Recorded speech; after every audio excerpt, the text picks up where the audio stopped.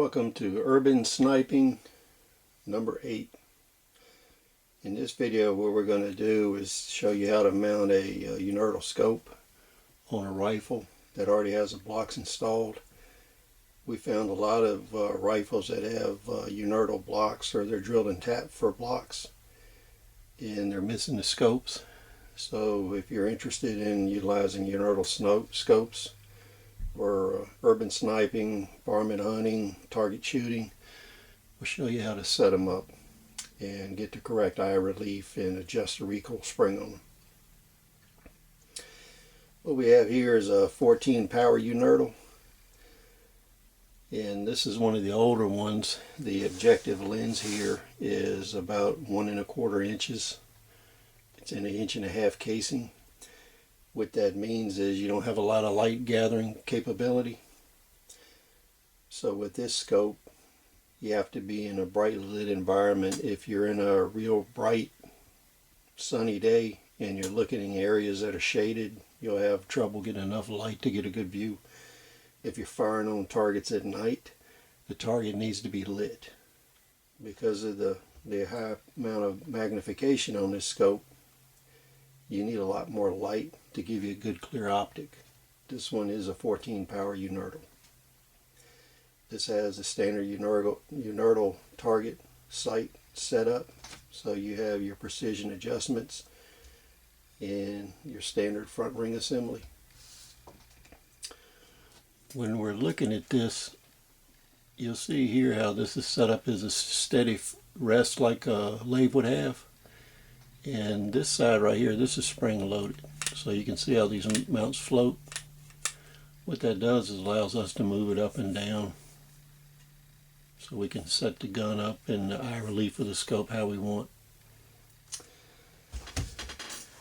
This is a Sako L57. It was chambered in 244 Remington, which was the same thing as a 6mm Remington. This is the earlier version of the cartridge. What you'll see right here on these Unertl blocks, we have a scallop right here. That's an indentation. And on the rear sight, we have another one right here. You can kind of see it right there, the groove in the side. And that's a good shot of the indentation that's cut into the mount. These are designed as a notch for positive lockup. You'll see some Unertl mounts that don't have this. You can still mount the scope if it's not a heavy recoiling gun. But if you have any recoil to it, you want to definitely make sure you got the grooves cut into the blocks that engage the compression screws on the mount. Sometimes you'll find a set where one block has the grooves and the other doesn't. Those will work pretty good as long as it's 30-06 or below. If you have a gun that's heavier recoil than 30-06, you definitely want 2 grooves. When you're setting up a Unertl, what you want to do is have this front mount set your eye relief, and then move this rear mount into contact with this rear block. Now with these mounts, they're very nicely put together. You loosen these tension screws here, you run them all the way out. Then what you do is these just slide up on the dovetail grooves.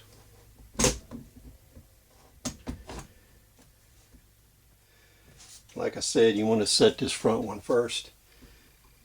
Make sure it's in the slot and you tighten it down. Then what you'll do is you'll work this back one on the mount. Find a groove and tighten it down.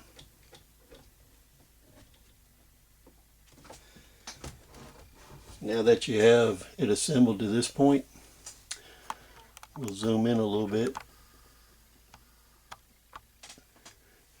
What you want to do is loosen this front collar and this rear collar and this rear screw here. What this one does is it allows you to move the recoil spring assembly. And this collar here moves up and down the groove bar here. So what you can do is you can move this scope back and forth like this in these rings. until you find where you want your eye relief to be. Once you find your eye relief, you would tighten this front screw here. Now I like these hand tight. There's no reason to really make them really heavy. Then what you do is you'd ease your recoil spring assembly forward like this to the front of this mount. Then you tighten down this rear screw. Now on Unertls that are 14, 15, and 20 power, your eye relief is going to be critical to you getting a good sight picture.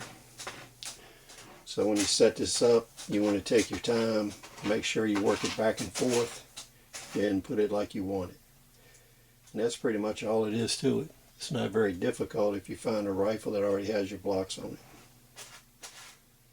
So then we'll check everything and make sure it slides. Slides good. There's a little lube on here. So everything's set up and working fine. On our next video, Urban Snipe, we'll talk a little bit about the Sako rifle here, and 244 Remington and 6mm Remington cartridges. We'll see you on the next episode. Thanks for watching.